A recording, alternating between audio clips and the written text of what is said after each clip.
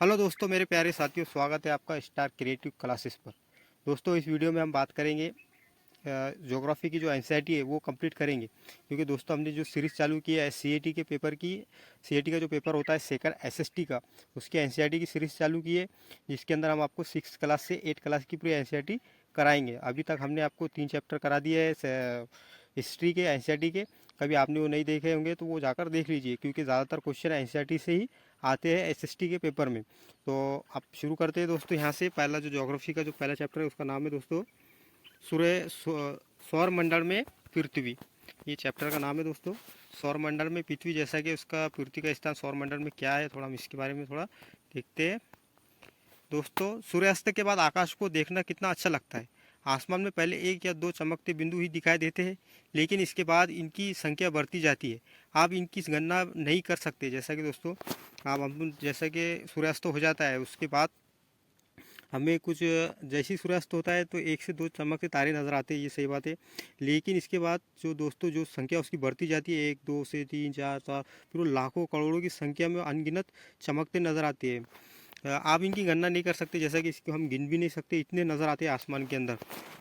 जैसा कि दोस्तों हाँ देखिए, संपूर्ण आकाश छोटी छोटी चमकदार वस्तुओं से भर जाता है। दोस्तों सही बात है, जो आकाश है, आसमान जो है पूरा, वो छोटी छोटी वस्तुओं से पूरा भर जाता है, जिसमें जिसमें से कुछ चमकीले होते हैं, वो कुछ धुंधले होते हैं। सही है दोस्तों, जो आकाश जो भर जाता है चमकती ची वस्तुओं से, उसमें हमें जो तारे नज़र आते हैं, स्टार नज़र आते हैं, उसमें कुछ ज़्यादा ही डार्क चमकते नज़र आते हैं और कुछ धुंधले नज़र आते हैं। जैसे कि कम चमक, कुछ की चमक कम होती है, ऐसे नज़र आते हैं।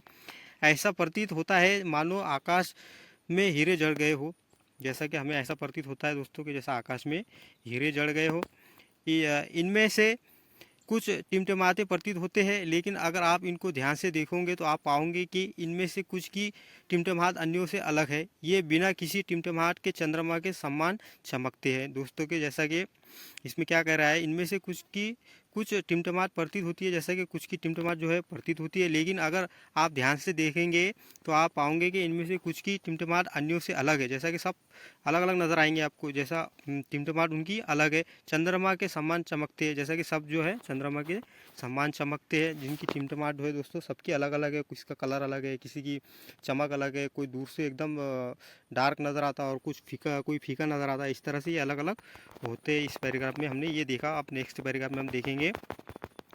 एक मिनट, थोड़ा सा ये आगे बढ़ते हैं। इन चमकीली वस्तुओं के साथ आप लगभग प्रतिदिन चंद्रमा को भी देखते हैं।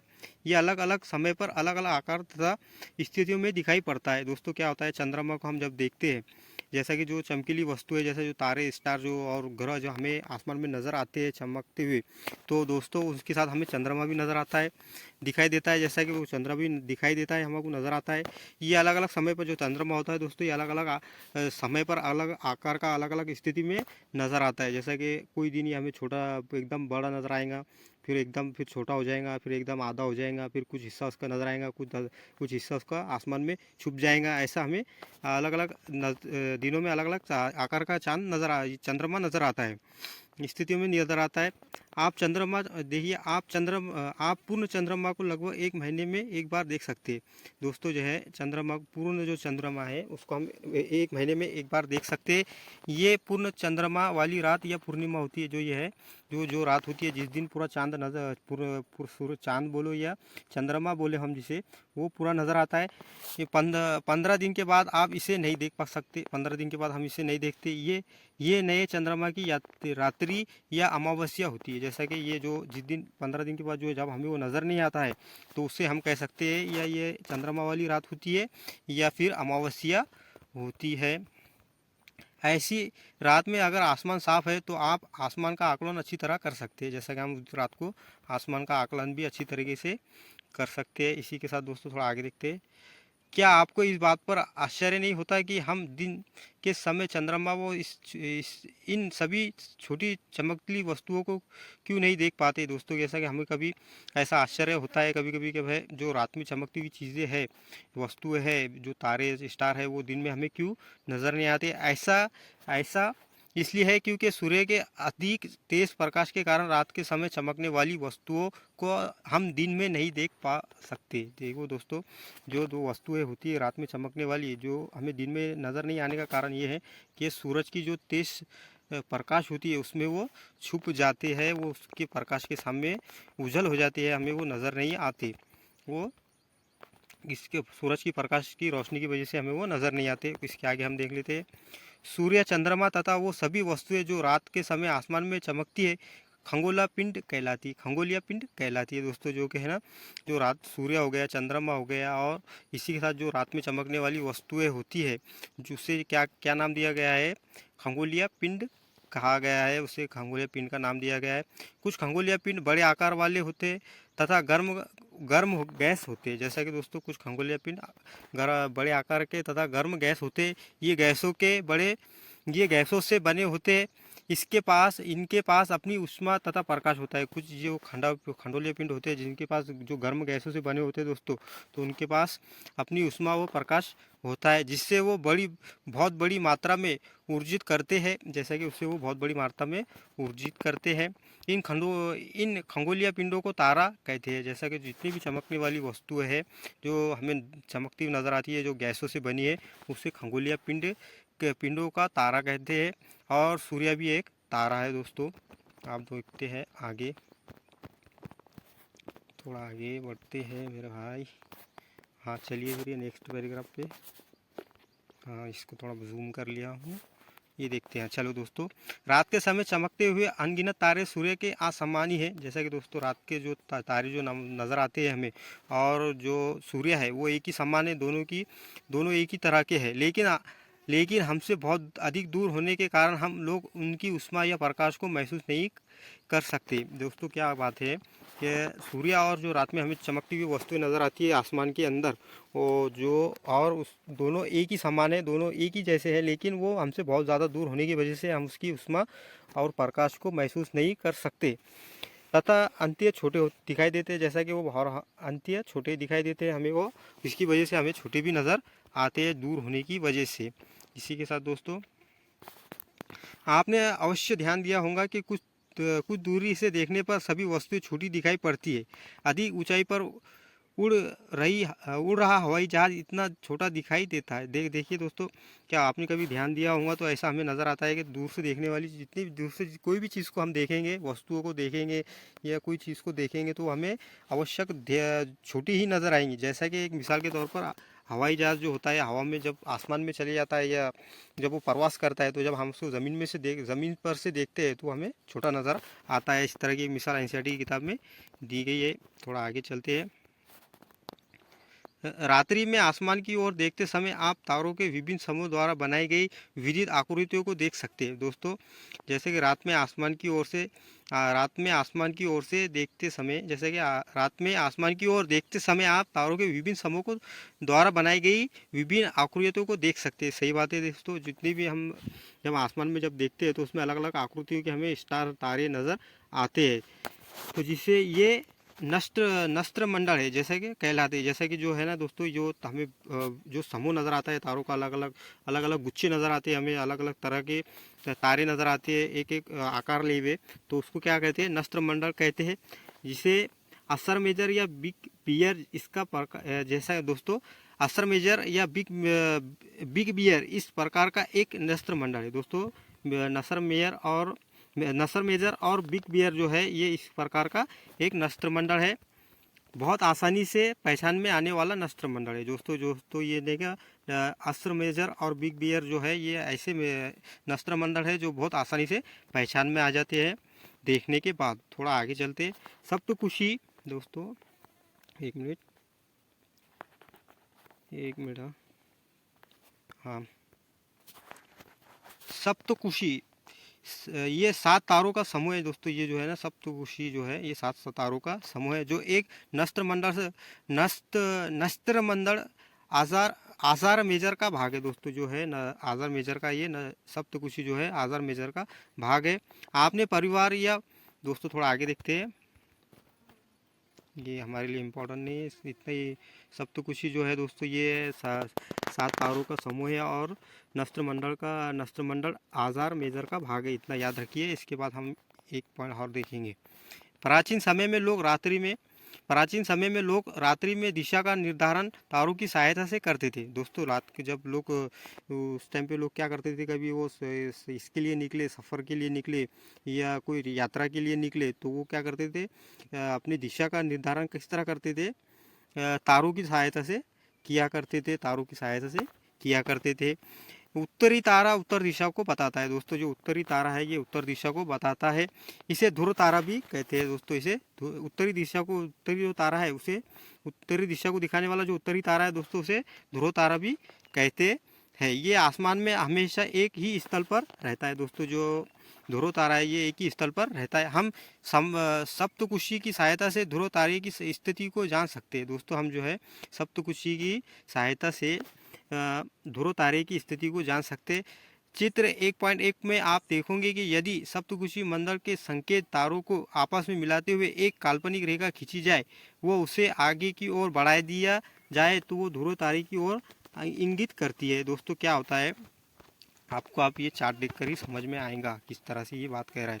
दोस्तों सप्तकुशी जो है तारे, इसको कभी हम मिलाते हुए एक ऐसा ही कि चक्र बनाता है, फिर यहाँ से मिलाते हुए कि ये धारा बनाता है, और ये धारे से हम कभी ये इस तरह से इसको कभी देखेंगे, एक मिनट, कभी यहाँ से हम देखेंगे तो हमें यहाँ से ध्रुव तारा नज़र आएगा, दिशा नज़र आएंगी।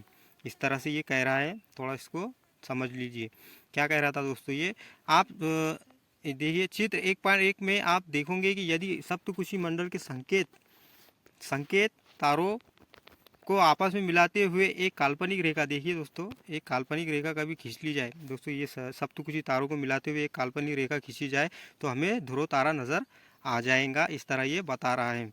दोस्तों इसके बाद क्या था, इसके बाद एक मिनट, कहाँ थे हम,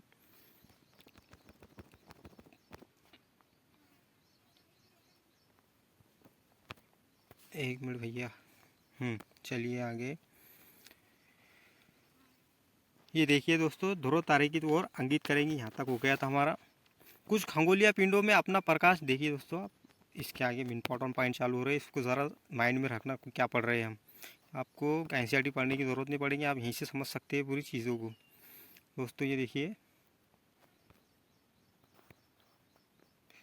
कुछ खगोलीय पिंडों में अपना प्रकाश व ऊष्मा नहीं होती। दोस्तों कुछ खगोलीय पिंड है जिसमें अपना प्रकाश व ऊष्मा नहीं होती, वो तारों के प्रकाश से प्रकाशित होते हैं। दोस्तों वो तारों की जो प्रकाश होती है, उनकी जो रोशनी होती है उससे प्रकाशित होते हैं। ऐसे पिंड ग्रह कहते हैं, जैसे कि इसे पिंड ग्रह कहते हैं। ये पिंड ग्रह जिसे अंग्रेजी में प्लैनेट कहते हैं, ग्रीक भाषा के प्लैनेटिया शब्द से बना है, जो कि प्लैनेटिया शब्द से बना है, जिसका अर्थ होता है परिभाषा अर्थ चारों ओर घूमने वाला। पृथ्वी जिस पर हम रहते हैं एक ग्रह है। दोस्तों सब ग्रहों की तरह एक हमारी पृथ्वी भी एक ग्रह है। ये अपने संपूर्ण प्रकाश व ऊष्मा सूर्य से प्राप्त करती है, जो कि दोस्तों जो हमारी जो पृथ्वी है ये अपनी ऊष्मा और जो प्रकाश है ये सूर्य से प्राप्त करती है, ये हमें तो पता ही है। जो पृथ्वी के सबसे नज़दीक का तारा है, जैसे कि जो पृथ्वी के सबसे नज़दीक का तारा है, पृथ्वी को बहुत अधिक दूरी से देखिए दोस्तों यहाँ थे हम, जो पृथ्वी के सबसे नज़दीक का तारा है, पृथ्वी को बहुत अधिक दूरी से जैसे चंद्रमा से देखने पर ये चंद्रमा की तरह चमकती हुई प्रतीत होंगी। दोस्तों क्या होगा, कभी हम देखिए पहली बात तो पृथ्वी पर जो हम रह रहे, जो इसमें हमको जो ऊर्जा पृथ्वी जो प्रकाश जो मिलता है, ऊष्मा जो मिलती है वो सूरज से मिलती है। जो पृथ्वी के सबसे जो पृथ्वी के सबसे नज़दीक का तारा है, जो कि सूरज जो है हमारे सूर्य जो है हमारे सबसे नज़दीक का तारा है, और पृथ्वी को बहुत अधिक दूरी से देखने पर दोस्तों ये चंद्रमा की तरह हमें चमकते हुए प्रतीत होंगी। तो इस तरह हम आगे बढ़ते हैं नेक्स्ट पैराग्राफ की तरफ। थोड़ा क्या था, देखिए आसमान में दिखने वाला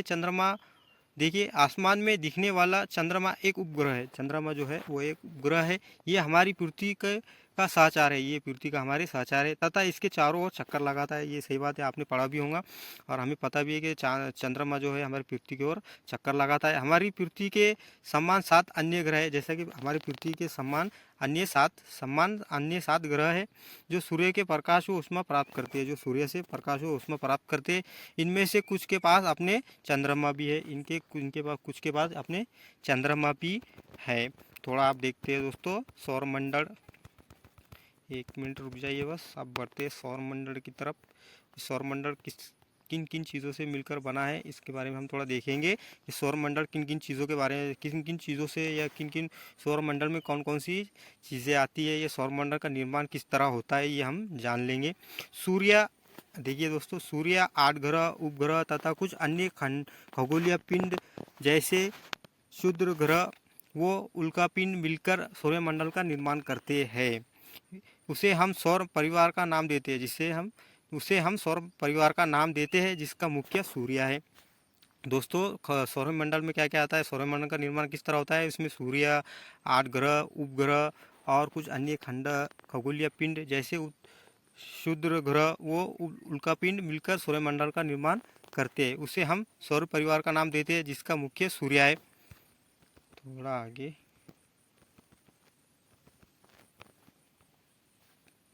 सूर्य सौरमंडल के केंद्र में स्थित है, ये बहुत बड़ा है। दोस्तों सूर्य के बारे में पढ़ रहे हैं हम कि सूर्य क्या है। देखिए अब सूर्य सौरमंडल के केंद्र में स्थित है, जैसे कि सौरमंडल का जो जिस तरह से सौरमंडल है दोस्तों पूरा, तो ये इसके स्थिति में मौजूद है, केंद्र में मौजूद है दोस्तों, जिसके केंद्र में स्थित है।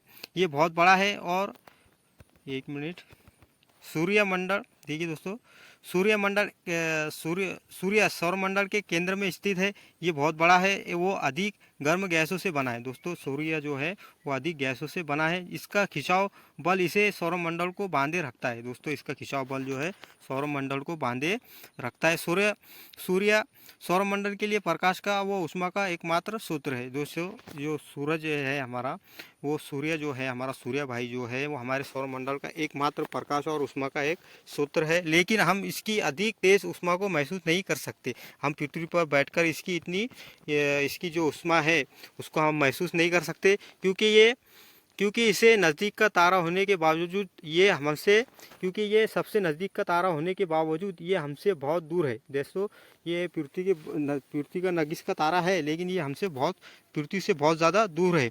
लगभग ये जो है दोस्तों सूर्य पृथ्वी से लगभग 15,000 किलोमीटर दूर है। 15 करोड़ किलोमीटर दूर है। सॉरी दोस्तों, 15 करोड़ किलोमीटर दूर है पृथ्वी से। सूर्य की जो दूरी है दोस्तों वो 15 करोड़ किलोमीटर दूर है। इस तरह के क्वेश्चन आते हैं एनसीईआरटी के अंदर या एसएसटी के पेपर के अंदर के पृथ्वी से सूर्य की दूरी कितनी दूर है। तो इस तरह के बहुत से क्वेश्चन बनते हैं, आपको सिर्फ इसको समझ लेना है। आप अगले जो वीडियो आएंगे हम उसमें इससे रिलेटेड कुछ क्वेश्चन भी देखेंगे।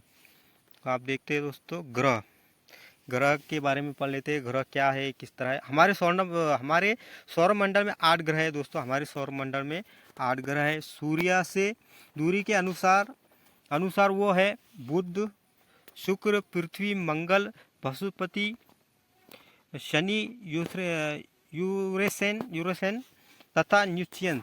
दोस्तों ये इस तरह से हमारे जो है 8 ग्रह है, जैसा कि बुध हो गया, शुक्र हो गया, पृथ्वी हो गया, मंगल, बृहस्पति हो गया, शनि हो गया, यूरेनस हो गया तथा नेपच्यून जो है दोस्तों। इस तरह से हमारे सूरज के दूरी के हिसाब से कि सब में पहले सूरज से सबसे नज़दीक कौन है, बुध है, उसके बाद शुक्र आता है, फिर पृथ्वी आती है, फिर मंगल आता है, फिर बृहस्पति आती है, फिर शनि होता है, फिर उसके बाद यूरेनस आता है तथा फिर नेपच्यून आता है। इस तरह से 8 ग्रह पृथ्वी के जैसा कि सौरमंडल में मौजूद है, जो हमारा सौरमंडल है। और सौरमंडल के केंद्र में सूर्य मौजूद है और सूर्य के आजू बाजू सारे ये ग्रह मौजूद है, जिसको हम देखेंगे। थोड़ा हम इसके बारे में आगे देख लेंगे, थोड़ा डिटेल में।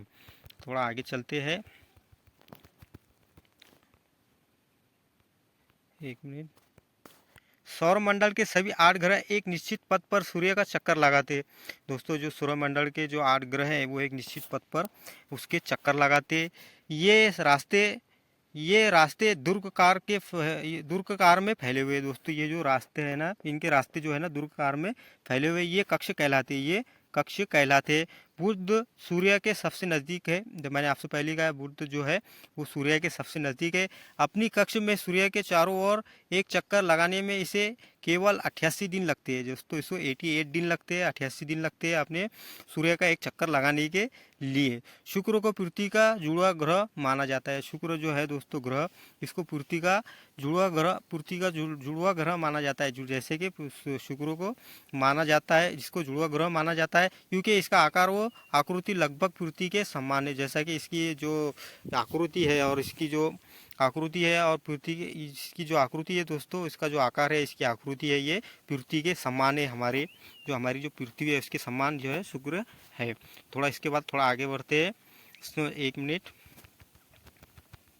सभी अभी तक प्लाटो को भी एक ग्रह माना जाता था दोस्तों, अभी तक प्लाटो को एक ग्रह माना जाता था, लेकिन खगोलीय पिंड की जो है हमारी ऑल वर्ल्ड की खगोलीय पिंड जो है दोस्तों संगठन, उसने अगस्त 2026 में निर्णय लिया है कि इन प्लाटो और ऐसे जो ग्रह खगोलीय पिंड में जो छोटे छोटे ग्रह मिले उनको बोने ग्रह कहा जाएगा या कहा जाता है।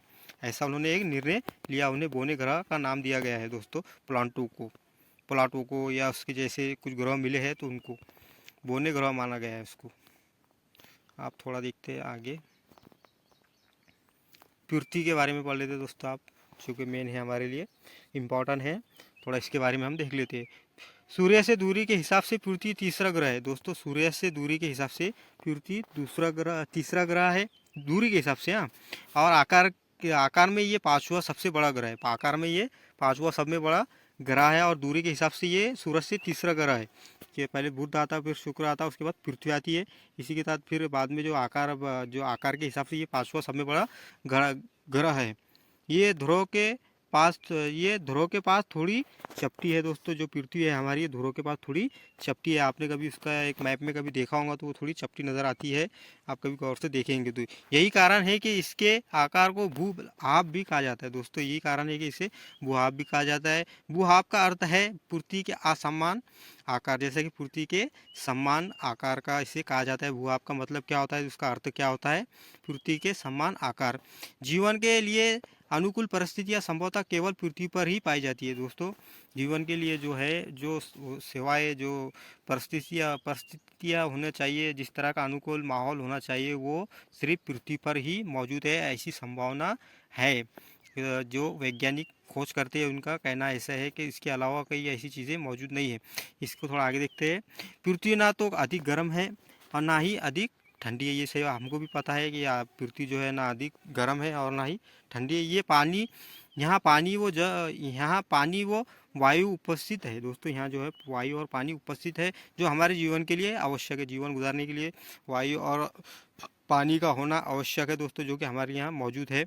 वायु में जीवन के लिए आवश्यक गैसें जैसे ऑक्सीजन, नाइट्रोजन, बहुत सी गैसें हमको ऑक्सीजन वायु में मिल जाएंगी। इन्हीं कारणों से पृथ्वी को सौरमंडल का सबसे अद्भुत ग्रह माना गया है, अद्भुत ग्रह कहा गया है या माना गया है, हम ऐसा कह सकते हैं दोस्तों। इसके साथ जाते हैं हम आगे, थोड़ा बढ़ते हैं। अंतरिक्ष से देखने पर पृथ्वी नीले रंग की दिखाई पड़ती है दोस्तों, अंतरिक्ष से देखने पर पृथ्वी नीले रंग की दिखाई पड़ती है क्योंकि इसकी 2/3 सतह पानी से ढकी हुई है, इसलिए इसे नीला ग्रह भी कहा जाता है दोस्तों। अंतरिक्ष से देखने पर पृथ्वी जो है नीले रंग की दिखाई पड़ती है क्योंकि इसको 2/3 इसका जो है दोस्तों, क्योंकि 2/3 में हमारे जो पृथ्वी है वो पानी से भरी हुई है, और इसी तरह इसलिए इसे नीला ग्रह भी कहा जाता है दोस्तों, इसलिए इसे नीला ग्रह भी कहा जाता है। आपने कभी बचपन में पढ़ा होगा तो आपको बहुत आसान जाएगा, ये चीज़ें सब नॉर्मल चीज़ें एनसीईआरटी की समझने के लिए कुछ ज़्यादा बड़ी बात नहीं है, आप अच्छे से समझ सकते हैं दोस्तों। इसी के बाद हम पढ़ेंगे चंद्रमा मामा, जो चंदा मामा है हमारे चंद्रमा मामा के बारे में पढ़ेंगे थोड़ा। हमारी पृथ्वी के पास केवल एक उपग्रह है दोस्तों, हमारी पृथ्वी के पास सिर्फ एक उपग्रह है चंद्रमा, जिसका नाम है चंद्रमा। इसका व्यास पृथ्वी के व्यास का केवल 1/4 है, जिसका व्यास पृथ्वी के व्यास का 1/4 है। ये इतना बड़ा इसलिए प्रतीत होता है क्योंकि ये हमारे ग्रह से अन्य खगोलीय पिंडों की अपेक्षा नज़दीक है। कि जो चंद्रमा है दोस्तों दूसरे ग्रह के मुकाबले हमारे से बहुत नगीस है, इसलिए हमें ये थोड़ा बड़ा नज़र आता है। ये हमसे लगभग 3084, देखिए ये हमसे लगभग 3,84,400 किलोमीटर दूर है दोस्तों। चांद जो है, हमारे सूर्य जो है, ये चंद्रमा जो है दोस्तों हमारे से 3,84,400 किलोमीटर दूर है। अब आप पृथ्वी से सूर्य आप अब आप पृथ्वी से सूर्य और वो चंद्रमा की दूरी की तुलना कर सकते हैं। आप फिर अंदाज़ा लगाइए कि फिर आप उनकी दोनों की तुलना आप कर सकते हैं। आप थोड़ा आगे देख लेते हैं, इसके बारे में थोड़ा आगे दिया गया है। चंद्रमा पृथ्वी का एक चक्कर लगभग 27 दिन में पूरा करता है।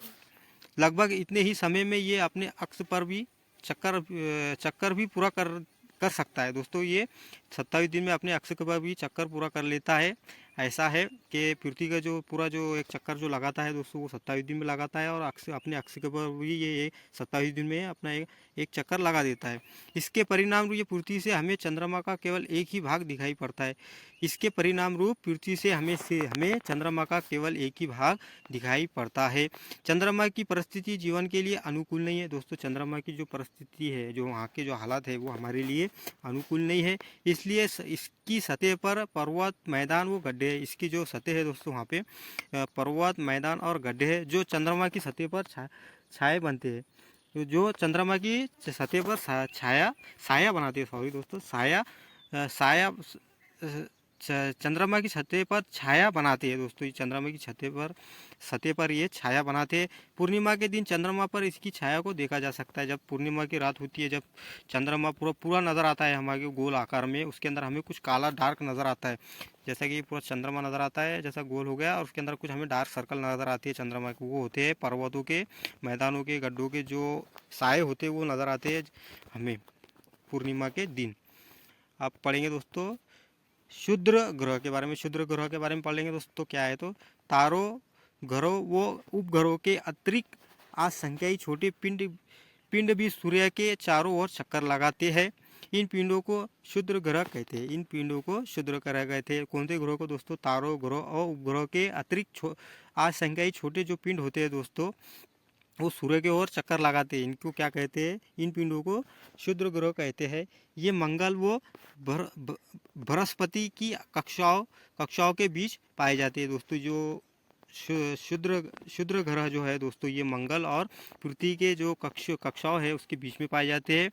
वैज्ञानिकों के अनुसार क्षुद्र ग्रह एक ग्रह के, ये देखिए दोस्तों, वैज्ञानिकों के अनुसार क्षुद्र ग्रह के ही भाग है दोस्तों। क्या है? क्षुद्र ग्रह जो है वो ग्रह के ही भाग है, जो एक बहुत बड़े जो कि बहुत वर्ष पहले स्फोटक के बाद ग्रह में टूटकर अलग हो गए। जो कि एक विस्फोटक ऐसा धमाका हुआ था, उसके बाद वो टूटकर अलग अलग हो गए, ग्रह से वो अलग हो गए। इस तरह से इसमें ये क्षुद्र ग्रह के बारे में हमने पढ़ा है। इससे भी एक क्वेश्चन बनता है SST के पेपर के अंदर। तो दोस्तों आप देखते हैं हम खगोला पिंड के बारे में। ये क्या उल्का पिंड के बारे में देखेंगे। उल्का पिंड के बारे में देखेंगे दोस्तों। सॉरी, ये जबान थोड़ी फिसल गई थी, थोड़ा देखिए। उल्का पिंड के बारे में, सूर्य के चारों ओर चक्कर लगाने वाले पत्थरों के छोटे छोटे टुकड़ों को उल्का पिंड कहते हैं दोस्तों। सूर्य के चारों ओर चक्कर लगाने वाले छोटे छोटे टुकड़ों को उल्का पिंड कहते हैं। कभी कभी ये उल्का पिंड पृथ्वी के इतने नज़दीक आ जाते हैं कि इनकी परिस्थिति पृथ्वी पर गिरने वाली हो जाती है दोस्तों। उल्का पिंड जो है कभी कभी हमारे ज़मीन जो पृथ्वी है इसकी इतने नज़दीक आ जाती है कि उनकी जो परिस्थिति है वो ज़मीन पर गिरने वाली हो जाती है। इस प्रक्रिया के दौरान वायु के साथ घर्षण होने के कारण ये गर्म होकर जल जाती है दोस्तों। फिर ये ऐसा जब आते हैं एक दूसरे के करीब पृथ्वी के, तो फिर ये जो पृथ्वी की जो वायु है उससे ये टकराते हैं, तो फिर उसके साथ ये क्या होता है, गर्म होकर जल जाती है। फिर क्या होता है दोस्तों, वो उसके साथ वो टकराने के बाद वो गर्म होकर जल जाती है। इसके फसल रूप चमकदार प्रकाश उत्पन्न होता है। फिर इसके बाद क्या होता है दोस्तों, एक प्रकाश उत्पन्न होता है। कभी कभी कोई उल्का पूरी तरह जले बिना पृथ्वी पर गिरती है। जैसा कि कुछ उल्का है दोस्तों, जलती नहीं लेकिन वो पृथ्वी पर गिर जाती है, जिसके धराल पर गड्ढे बन जाते हैं। जिसके गिरने के पर नहीं के दोस्तों, धराल पर गड्ढे बन जाते हैं। ये उल्का पिंड के बारे में हमने थोड़ा सा देख लिया। अब उसके बाद देखते हैं, हम आगे बढ़ते हैं। क्या आपने तारों वाले खुले आकाश में एक ओर से दूसरी ओर तक फैली चौड़ी सफ़ेद पट्टी की तरह एक चमकदार रास्ते को देखा है दोस्तों?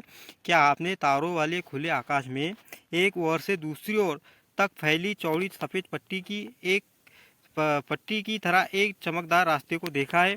ये लाखों तारों का समूह है दोस्तों। ये जो होता है इस तरह से दोस्तों, ये देख लीजिए, ये है वो इस तरह से कि समूह है, ये दिया गया है इसके अंदर। ये जो तारों का एक समूह होता है, ये लाखों तारों का समूह है।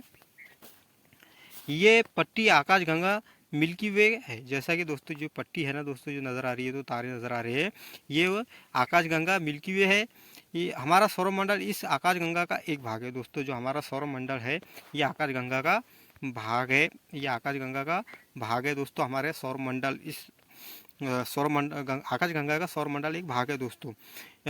देखिए, प्राचीन भारत में इसकी कल्पना आकाश से देखिए, प्राचीन भारत में इसकी कल्पना आकाश में प्रकाश की एक बहती नदी से की गई थी दोस्तों। आकाश में एक बहती नदी से इसकी एक कल्पना की गई थी। देखिए दोस्तों, इस प्रकार इसका नाम आकाशगंगा पड़ा था। जैसे इस तरह इसका नाम आकाशगंगा पड़ गया था। एक नदी को बहती देखते हैं, प्राचीन काल में एक नदी देखिए दोस्तों, प्राचीन भारत में इसकी कल्पना आकाश में बहती। देखिए, प्राचीन भारत में इसकी कल्पना आकाश में प्रकाश की एक बहती नदी से की गई थी। इस प्रकार इसका नाम आकाशगंगा पड़ गया था। आकाशगंगा करोड़ों तारों, देखिए आकाशगंगा करोड़ों तारों, बादलों तथा गैसों की एक प्रणाली है दोस्तों। जो आकाशगंगा है ये करोड़ों तारों, ये जो है करोड़ों तारों, बादलों तथा गैसों की प्रणाली है। इस प्रकार की लाखों आकाशगंगा है दोस्तों। आकाशगंगा एक नहीं है, हज़ारों नहीं, लाखों में है। और फिर लाखों आकाशगंगाएं मिलकर एक ब्रह्मांड का निर्माण करती है दोस्तों। लाखों जो आकाशगंगाएं है वो मिलकर एक ब्रह्मांड का निर्माण करती है।